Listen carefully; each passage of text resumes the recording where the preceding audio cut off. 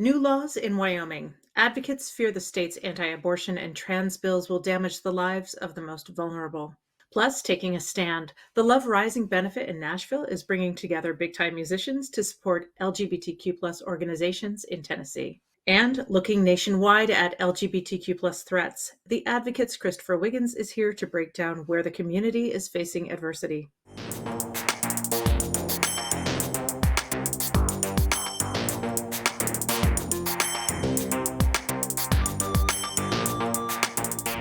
Welcome to Advocate Today. I'm Tracy E. Gilchrist.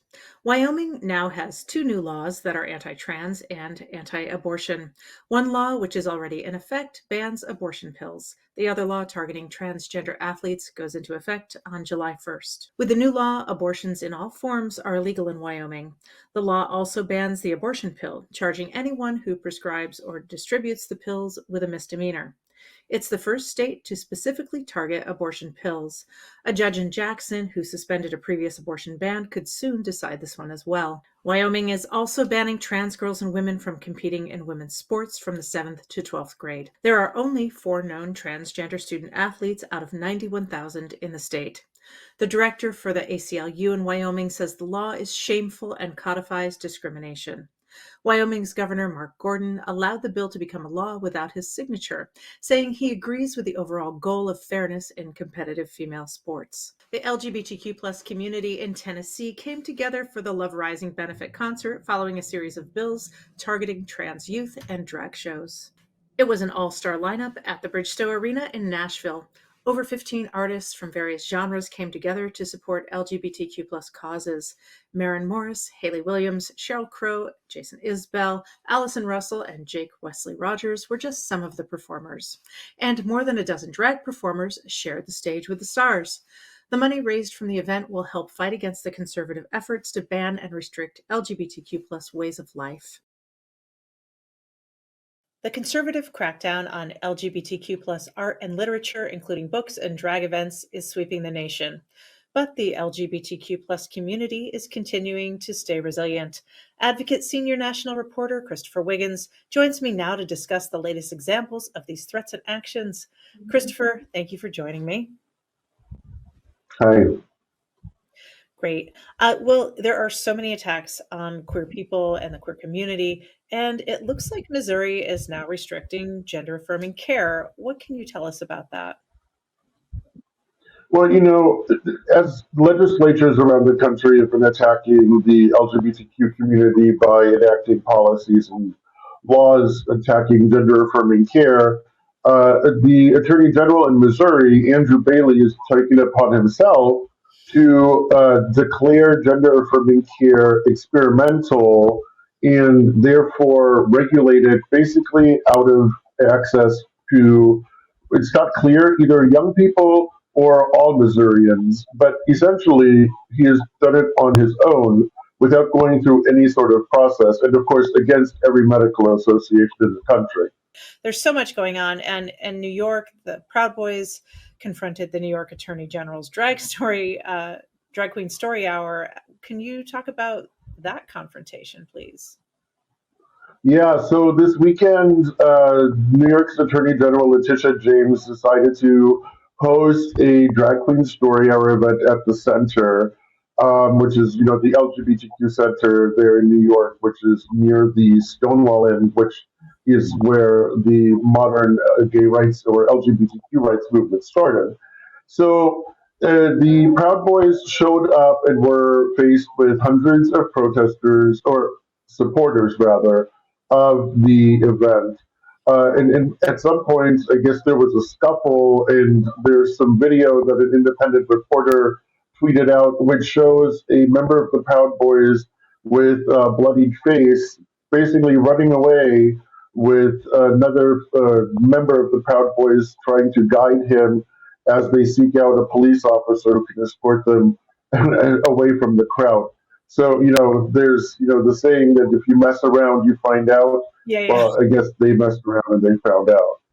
Yeah, and this is deeply symbolic. I mean, that it occurred near Stonewall, and the LGBTQ center in New York is such a safe haven for queer people. And recently in Ohio, there was a drag queen storytime event, and hundreds of neo Nazis and extremists showed up and berated families. What did that look like? That was extreme. And I have to say, I cover a lot of stories that deal with Drag Story Hour, detractors, and, often you see people from the fringe, featured in photos and videos. But this was actual neo Nazis, chanting Sieg Heil and, showing swastikas, and they were armed, and some of them looked like skinheads, had their heads shaved, they looked the part. And the level of anger that was fomented at this event was just really incredible.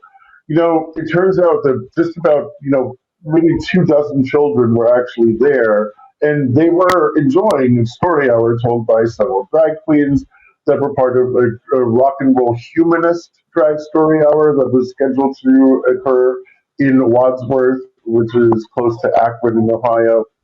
And surrounding them were hundreds of yelling and screaming, mostly men, mostly white men, mostly angry white men with masks and in various garb that reflected the Proud Boys and Patriot Front, this neo-Nazi group, and other Christian groups as well, who all protested drag story hours. So, in politics, they say politics makes strange bedfellows, but in this case, you have neo-Nazis and Christian groups on the same side of an argument. And, as the saying goes, if, three people are eating dinner and they're Nazis and the fourth person sits down with them, then four people that are Nazis are eating dinner. I really messed that up, but it's something along those lines. So Get the the point point. Yeah. being, that, there are strange coalitions going on, and I feel as though people need to ask themselves if they are aligned with neo Nazis, are they on the right side of history? And I would venture to say their answer would be no. Switching gears a little, we're seeing all over the nation that books are being banned, LGBTQ plus books, and teaching about LGBTQ plus history. Would you talk a little bit about what's happening in Michigan? Because there was some book removal, but then that person seemed to walk it back.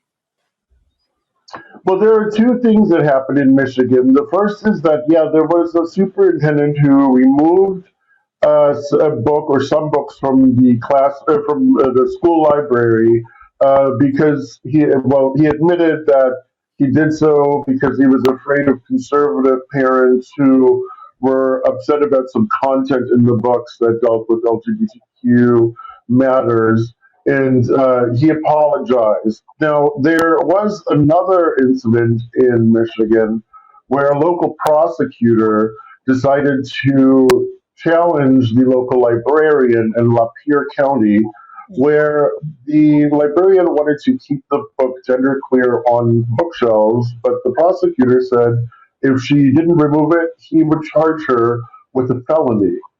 And so there was a follow up meeting where, residents of the town and the prosecutor and the librarian all had a public forum in order to communicate their thoughts about what was going on.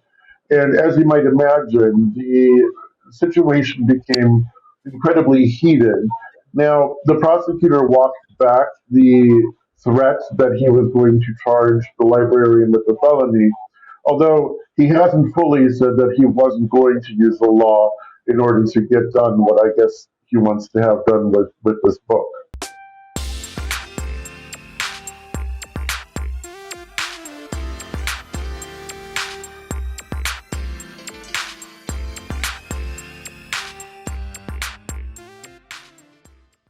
Happy Women's History Month. Today we are honoring history making lawyer, educator, and politician Barbara Jordan. Barbara Jordan was the first to do many things. She was also the first post Reconstruction African American state senator and the first woman and first African American to address the Democratic National Convention. Jordan penned the first minimum wage bill in Texas history. When she died in 1996, her obituary revealed she was in a queer relationship with her partner Nancy Earl for over 20 years. Her life and legacy as an advocate certainly lives on. That's all the time we have for this Advocate today. Our mission is to advocate for all. The Advocate channel is available on all streaming platforms and online. I'm Tracy E. Gilchrist, and I'll see you next time.